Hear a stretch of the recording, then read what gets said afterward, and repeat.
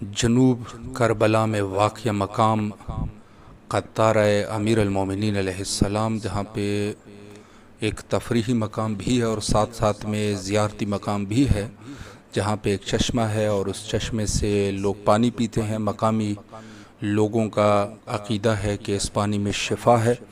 کل ایک دلخراش واقعہ وہاں پیش آیا تھا، چونکہ یہ مقام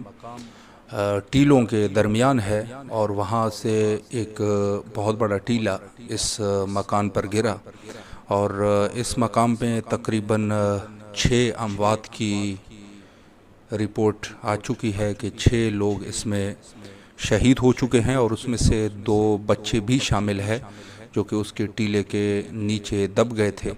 اور بہت سارے لوگ اس میں زخمی بھی تھے جن کو ایمبولینس کے ذریعے سے ہاسپٹلز، کربلا کے مختلف ہاسپٹلز میں ان کو منتقل کیا گیا۔ البتہ واقعات نہایت ہی دلخراش قسم کی ویڈیوز بھی آئے ہیں کہ جس میں ایک بچہ جو کہ اس میں دبا ہوا تھا اور وہ آواز دے رہا تھا کہ میرے والد داعش کے ہاتھوں شہید ہوئے ہیں اور مجھے ابھی نہیں مرنا، مجھے موت سے ڈر لگتا ہے۔